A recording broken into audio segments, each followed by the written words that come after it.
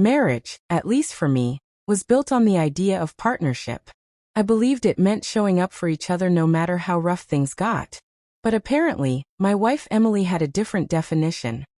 One that was borrowed, not from her heart, but from her friends. It started small. Emily had this group of women she spent more and more time with, most of them divorced, bitter about their exes, and constantly feeding each other advice on how to take control in relationships. At first, I didn't think much of it. Everyone needs friends. But slowly, their voices started bleeding into our home.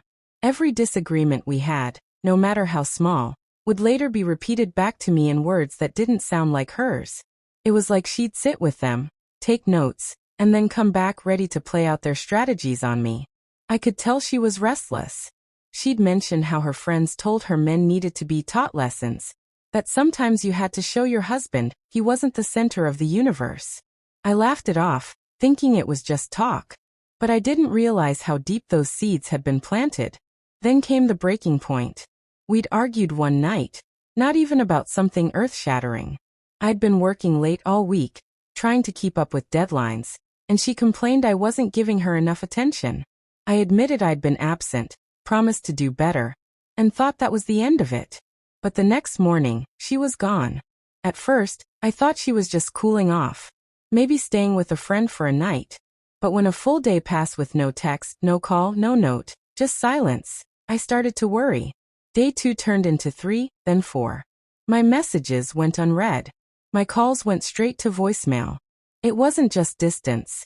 It was complete and deliberate erasure, like I didn't exist. By day 5, panic had turned into anger. I wasn't just a husband sitting at home wondering if his wife was safe.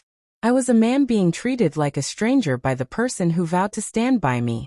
When she finally walked back through the door a week later, I expected an apology, some explanation.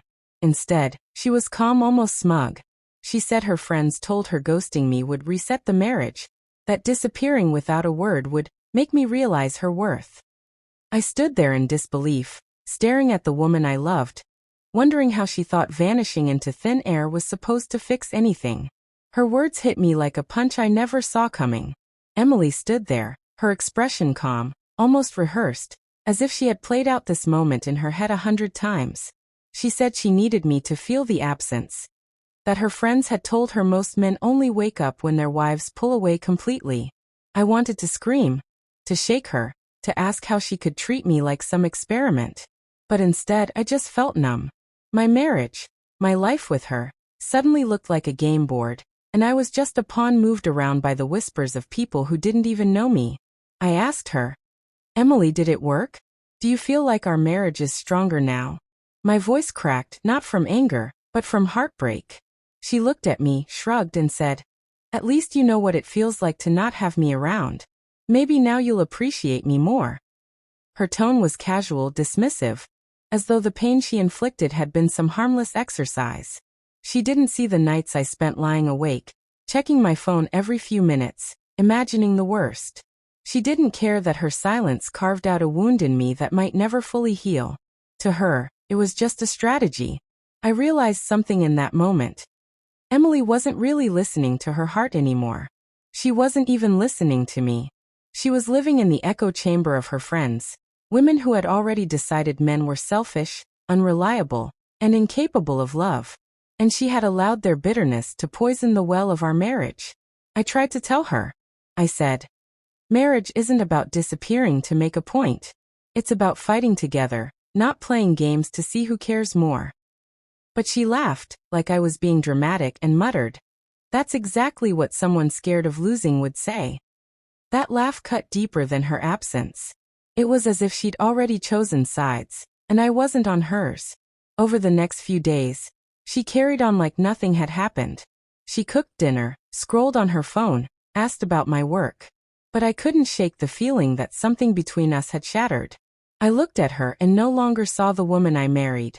I saw someone I couldn't trust, someone who thought hurting me was a valid way to heal us. The scariest part? A small voice inside me kept whispering that this wasn't just about 1 week. It was about where we were headed. If Emily thought ghosting me was a solution now, what would she try next when things got tough? The distance between us was no longer physical. It was emotional, and it felt permanent. I kept trying to shake off the heaviness, to believe this was just a bad patch, but every time I looked at Emily, I saw the smirk she wore when she explained her experiment. It replayed in my mind like a cruel echo. One night, I sat her down and asked the question that had been burning inside me since she returned. Emily, do you even want this marriage anymore? For a second, I thought I saw doubt flicker in her eyes. But then she straightened, her voice firm. Of course I do. But I need a husband who won't take me for granted. My friends were right. You weren't appreciating me. Her words didn't soothe me. They tore me apart. Because appreciation isn't something you demand with punishment. It's something that grows when love is nurtured. And I had loved her fiercely, more than I had ever loved anyone. But she couldn't see that, or maybe she chose not to. The following weeks turned into a silent war. I tried to bridge the gap, to bring back the laughter we once shared. But every gesture felt one-sided. She had retreated into her world, where her divorced friends applauded her for being strong.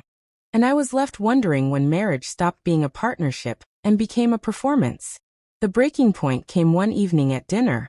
I told her plainly, I can't keep living like this, Emily. I feel like I'm married to your friends, not you. Every decision, every thought you have about us, seems to come from them. She set down her fork, looked me straight in the eye, and said the words that finally broke me. Maybe they just see things more clearly than you do. It wasn't just a statement, it was a declaration. A declaration that our marriage had been surrendered to outsiders. That the bond we built no longer belonged to just us. I didn't respond. I couldn't. That night, I slept on the couch, staring at the ceiling, realizing that no amount of love could survive if one person constantly invited others into the most sacred space meant only for two. I wish I could say we worked it out. I wish I could tell you that Emily saw the damage and chose us over the voices around her. But the truth is, sometimes betrayal isn't about cheating or lies. It's about allowing others to steer the ship of your marriage until it finally sinks. And in my case, it sank the moment Emily decided my love wasn't enough unless it was tested, measured, and approved by people who never cared about us in the first place.